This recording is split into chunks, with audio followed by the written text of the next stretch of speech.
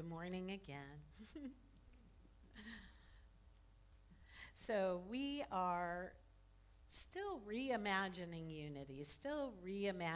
unity renaissance, our teaching, and we're calling it the transformation era.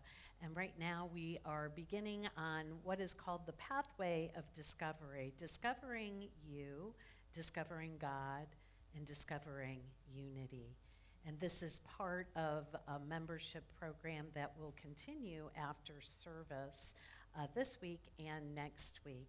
And today's message is entitled Synergy. Synergy. So we'll get to that in a moment. But one of the things that this is a picture of the pathway to the beach from my home. And I thought, this is actually this morning. And I thought, isn't that a beautiful pathway to symbolize our pathway of discovery? And every day we wake up and we basically go on a journey of self-discovery every day. Sometimes when I'm in spiritual community, people will say, well, is that all we're up to? Spiritually awakening so that we live a life of peace, love, and joy? Is that all we're up to? And I'm like, well, in a way, what else is there? That everything else actually proceeds from there. And so we began our ReImagine with reimagining our spiritual gifts and how we give our spiritual gifts in community, and then how we reimagine our community, and now we're like, how do we reimagine membership, and what exactly does that mean? And so when I'm on the journey, and I believe one of the very first things that I ever shared with you was one of my favorite quotes, and it's a quote that isn't in the traditional Bible that most of us are familiar with, but it's the Gospel of Thomas, and it's saying 18, that, and it goes something like this. The disciples said to Jesus, and this was towards the end of his ministry, "Tell us how our end will be." And Jesus said this, "Since you have discovered the beginning, why do you seek the end? For where the beginning is where the end will be. Blessed is he or they who shall stand in the beginning, be at the beginning, and know the end, and shall not taste death." The reason I love that again now is because it doesn't matter where we begin our pathway of discovery. I'm like, what is the order of this? For me, it's like discover God, then discover yourself, then discover unity. But maybe the pull for you is a curiosity about unity and unity teachings. So begin there. Or maybe there's an identity crisis that's going on, and your self-discovery is what is most important to you. Or, like some of us from the very beginning, you've had the desire to seek God, to know God, and that's been your pull.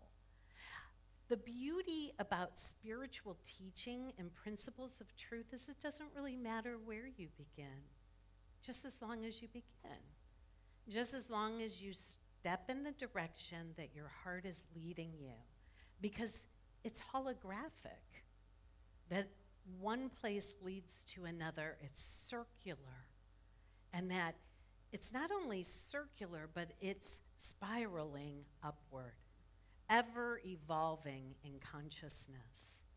And so I find approaching unity today is very different for me than approaching unity 30 years ago when I was first introduced to it. I'm meeting it at a different place, and so may you be meeting it at a different place today than when you were first introduced, or perhaps you're just now being introduced to our teaching. It's relevant no matter where we are in our lives, and that this evolving upward, spiraling upward, is the evolution of consciousness that our teaching allows, because it's a teaching of spiritual principle and truth. It means it's absolute. It means that we can apply it in any area of our life at any time in our life. And it will serve us in a practical way, in a progressive way, in a positive way. What I can share with you is that this evolution of consciousness has changed my life over the years, such that my life from 30 years ago is almost unrecognizable to me, what I believed. Unity as a movement is going through a transformational era. And I find it so interesting because in any church, I'm ordained in Unity and Centers for Spiritual Living or Religious Science. And both of them, no matter where I'm serving in New Thought teaching, there are those who stick to the fundamental basic teaching of the founders, and then those who expand from there. Guess which category I'm in? I have this as my foundational base, and what I find is that truth is true always. It doesn't change. And yet there are different voices of truth as we evolve, and even that same basic principle of truth evolves as I evolve. I approach it differently. I have a different understanding of it. I see it differently. I see that pathway that I walk every day differently. It changes, it shifts, it's nuanced. I'm changing and shifting too, but the principles are always staying the same. So I'm always seeking that which is changeless, as everything in this experience is changing. And in this way, it becomes a foundation for us to stand upon, no matter what is going on in our lives or where we find ourselves in the trajectory of this experience of life. And so that's something that I definitely wanted to bring forth, that in this, how do we always go back to the beginning, as Jesus said to his disciples? Are we always remembering that beginning? Well, we talked about it last week. We plug in. We're inherently the light. We're inherently love. That's how we were made and created. And so in the beginning, God, in the beginning, we return continuously to God consciousness. Now, the fact that we may have fallen asleep to our nature or have become distracted by the world of effect doesn't matter to our innate being. It's still there anytime we plug in to God consciousness. You are, we are as God created us. That's the changeless aspect of ourselves. Take a breath here, man. That's good news. Because you know what? You can't mess that part up. And here's the thing, when we walk through these doors for the first time, we might think, oh my God, I really messed up. And because of our religious training, we might even think we need to grovel and crawl in here and beg for forgiveness, as if forgiveness was ever being withheld from us. As if God ever had the need to forgive, period, because God is the same yesterday, today, and tomorrow, and only sees us as we were created. That changeless aspect of ourselves. So, hey, you can't mess that up. Say, I can't mess this up. Say, I can't mess this up. I can't mess this up. I might think I can. I might fall asleep and believe I've messed it up. But the truth of the matter is, it is not possible for any one of us to fail. Say, it's not possible for me to fail. No way, no way. There is no way. And so we can take a breath here, and in any moment, we can pause and take that breath in our lives, and we can plug into God consciousness. And when we do that, when we plug into God consciousness, we become aligned. And when we become aligned, then we become a channel to express and extend the gifts of God. Say, I am a channel for God. I am a channel for God. We've heard it said before, I am a channel for love. I'm a channel for love. I'm a channel for peace. I'm a channel for joy. I am a causal agent for change. I am a causal agent for change.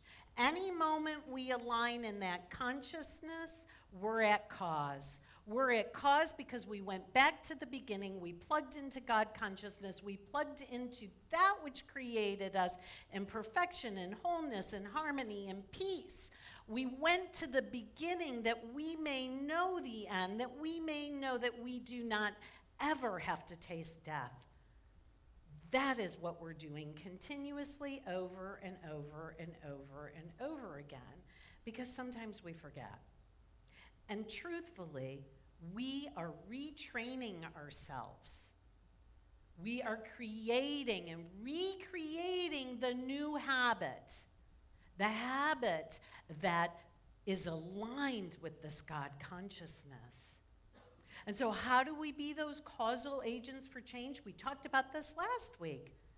It's through the pebbles of the pebbles that we drop into the pool of our awareness. And if you recall, we talked about each of those pebbles being a belief or a thought that we drop into the shimmering, smooth pool of our consciousness and our awareness. It's pristine until we drop a pebble in there, until we drop a thought.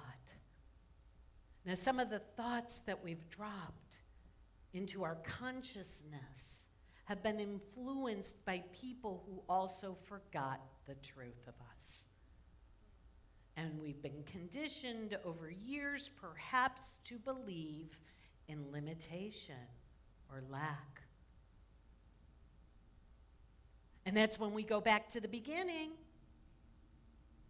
We can pause and take that breath. We can plug right into source, and we can remember the truth, that truth that sets us free, and we can start dropping into the pool of our consciousness, of our awareness, thoughts of love, thoughts of God, thoughts like, I am perfect, holy child of God.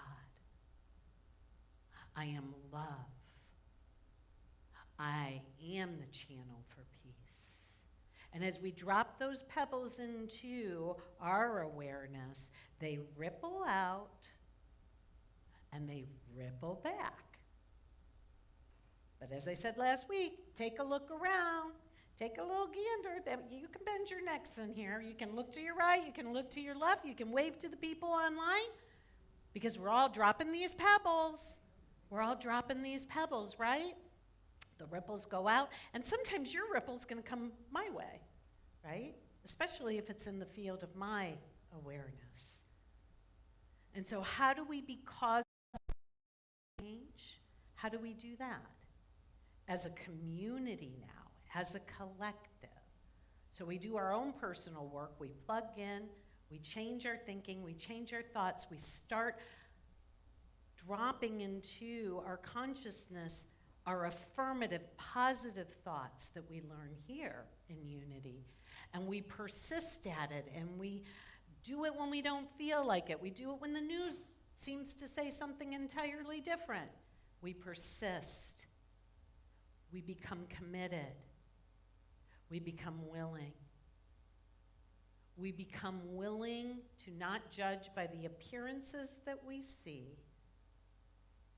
Because guess what?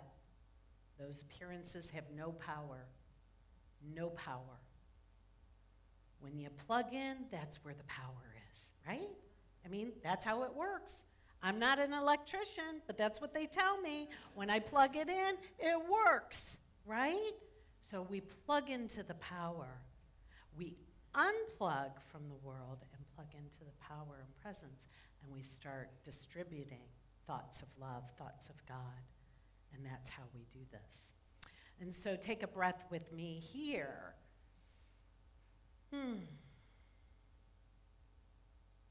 So the idea of synergy, the idea of community, which was our reading, the idea of membership. Why do we all come together?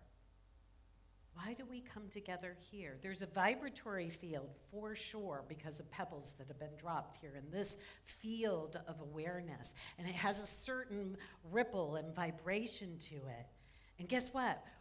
We all like have this little antenna where like attracts like. And we could drive by here and not even know what's going on here, and we might feel a little pull. You know, everybody's always saying how those cars are always going by in the video. Well, I'm imagining that we're just this broadcasting center of love. And that as we persist in continuously dropping these powerful thoughts, beginning here, it ripples out in our world. It shifts and changes things. And you know what, if you want to say, no, it is, no, it won't, no, it doesn't, well, let's really give it a try together.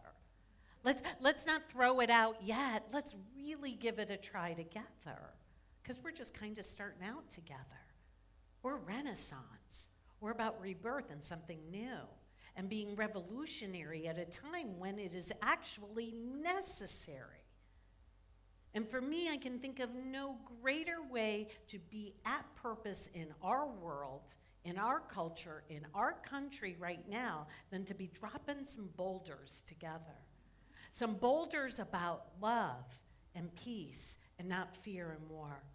Let us be the department for peace. Let us be the department for love. Let us be the department for compassion and kindness. And as we do that, oh my goodness gracious, things begin to shift and change, not only in our personal lives, but in the world. And so what is synergy? Synergy is when we all come together and in unison begin to broadcast those type of messages in the world and in our lives.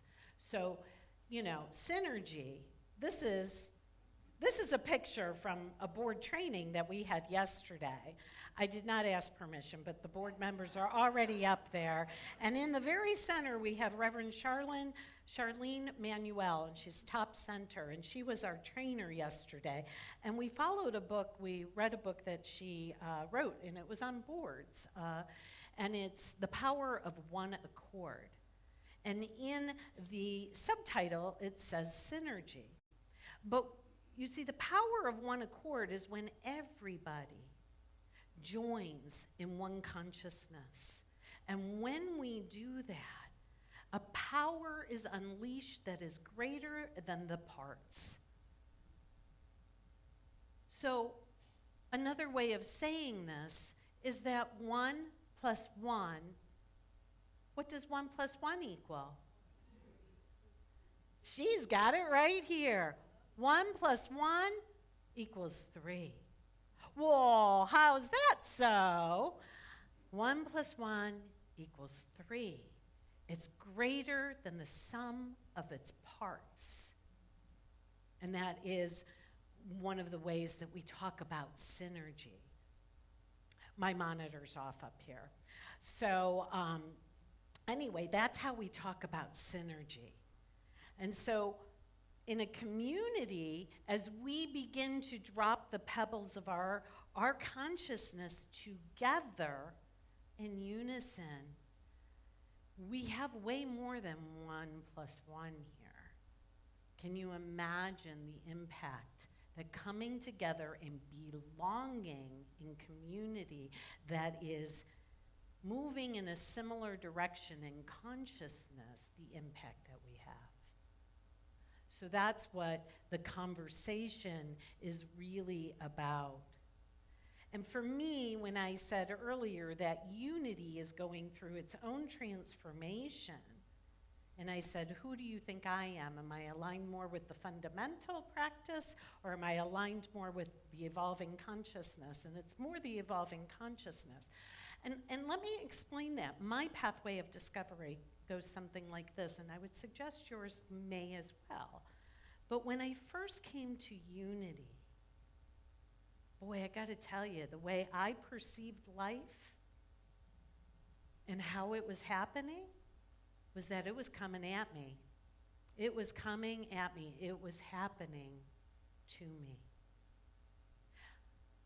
The majority of the world population believes that affect, conditions, politics, the ways of the world are cause, and they're not. And that's what I believed when I first came to unity. I believed that life was happening to me, and that I didn't have any power. In fact, I was kind of a victim of circumstances. Anybody tell stories like that, where you're a victim of circumstances? Circumstances look a lot like, things having to do with your job or what other people say. Circumstances, being a victim of circumstances, can sometimes look like diagnoses, can sometimes look like political decisions and efforts in the world, or what my bank account looks like. And so when we wake up in the morning, instead of plugging into God consciousness, we might look at our Facebook feed or our news feed, or we might go turn on a computer and go see what's happening in the world so that we can then know how to be. When I came to unity, I realized and was taught I had it backwards. That I wasn't a victim of conditions. Conditions and effects in of themselves are neutral. They're nothing. Play with that one for a while. Read the news and say it's nothing, it's neutral, right? Play with anything, a condition of the world, and disengage from the power you believe it has over you and plug into God consciousness. When we do that, we shift, we evolve in consciousness. We're no longer at that victim level consciousness, but now life is happening, and the way it's happening is it's coming from me. I'm the determiner of my experience. I get to say what a thing is and what it is not. And I get to begin to co-create with my best idea of God consciousness a different life and a different experience. And as I practice prayer and affirmations that I learned here in unity, my life began to change. And my life structures, like my work, my relationships, the way I identified as myself, my physical body, all began to shift and change too. I was being a causal agent for change in my own life. But here we are again at another point of evolution. Take a breath with me here. What if I know life isn't happening to me, it's happening from me, but what if it's happening through me as the channel of God, as a pure channel of spirit? Then I'm stepping into allowance and trust and faith. It's a higher call. It's the idea of what we're practicing in our abundance class, where we're shifting our consciousness, where we know and claim that only God is the source of our supply, of our all-sufficiency, of our good, of our abundance, of our prosperity, of our health, of our wholeness. God and only God. And I can have an idea of what I want it to look like, but chances are I'm going to limit myself. Ever limit yourself? Ever get in the way, of your greater good by settling for good? It's okay. It's part of the journey.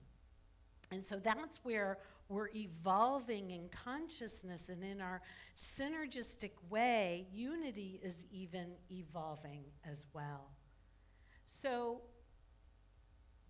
there's Jesus with Mary. I said, I want Jesus with Mary, because in my study and in my download of spiritual teaching and principle, Mary is with Jesus. That divine feminine is with the divine masculine. That they appear together because both are needed and both are necessary. And she too was a master teacher as well. And so this follow me in part of our teaching yesterday was that Reverend Charlene reminded us that Jesus invited the apostles to follow him not once, but at least twice. The first time he said, follow me, they're fishermen.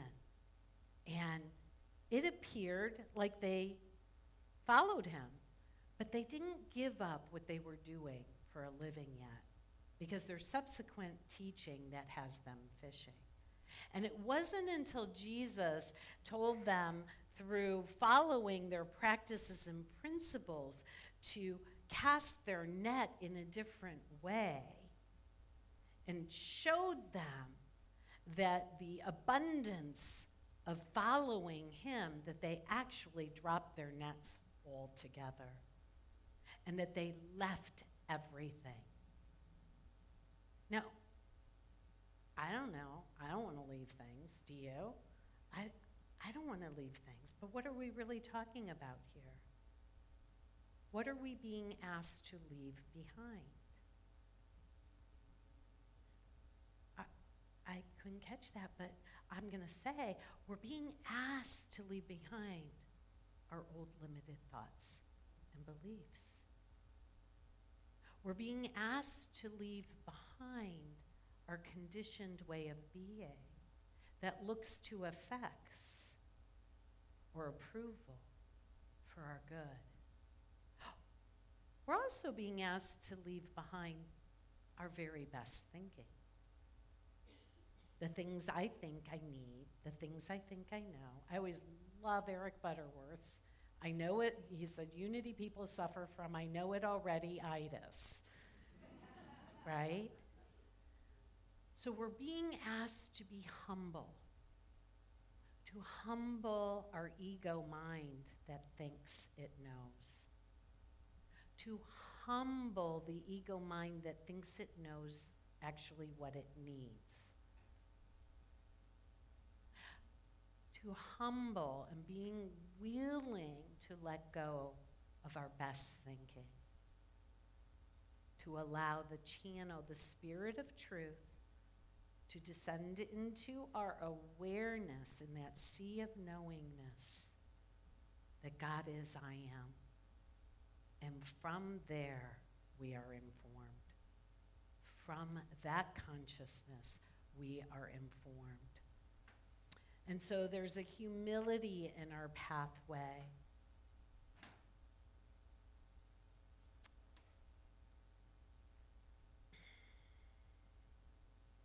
A willingness, and then finally a commitment.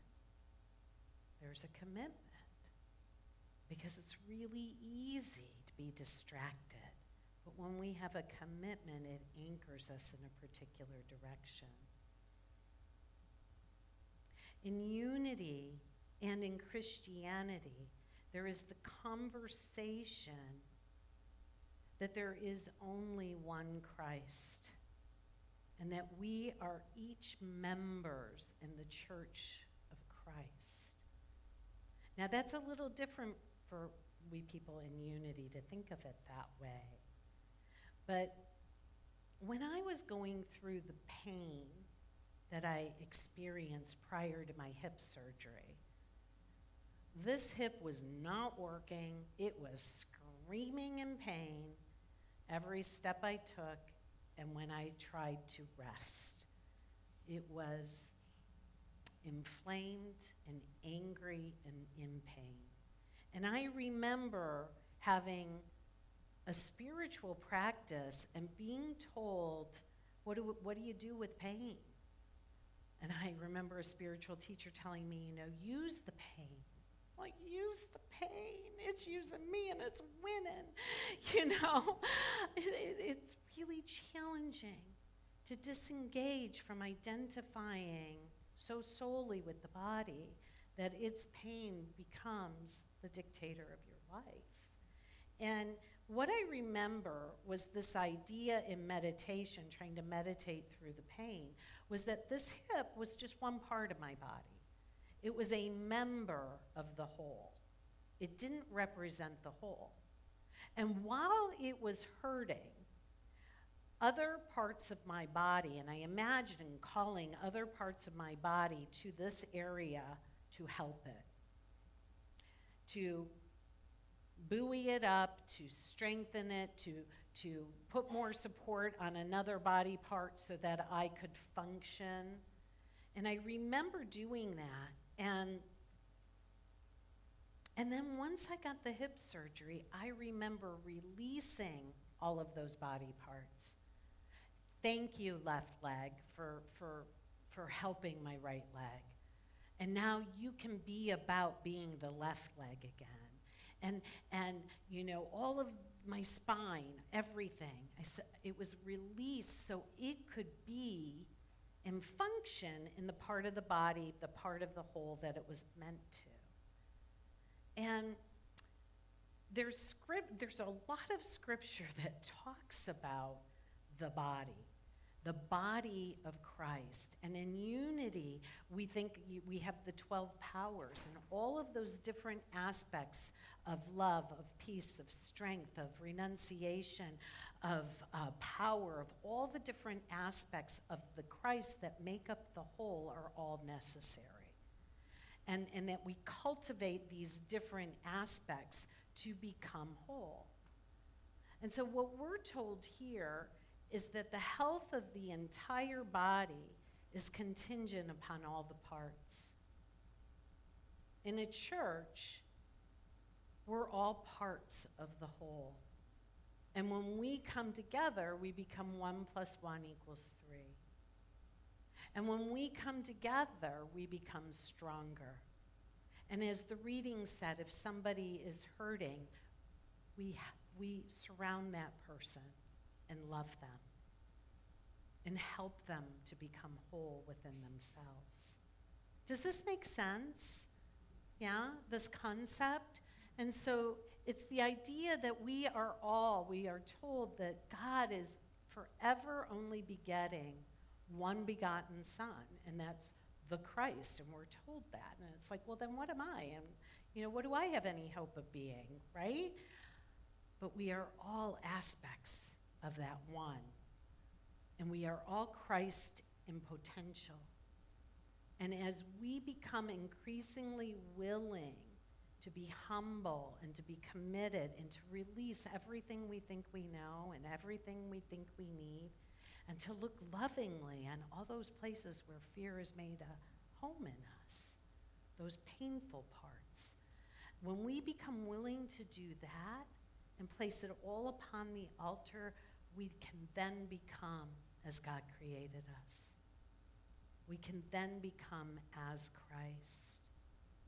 And so one of the things that as we approach these ideas, and the first thing that we do in membership class is like we begin to release our old ideas of God.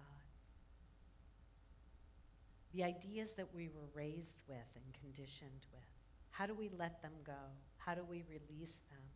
And so we're going to talk about that today, this afternoon. How can I heal? Many of us have felt traumatized by the religion of our upbringing. How do we heal those old belief systems so we're not continuously dropping them into our awareness and limiting ourselves? And so we begin, kind of like it said, you don't put new wine in old skins. we become a new consciousness to hold the new ideas of what God is.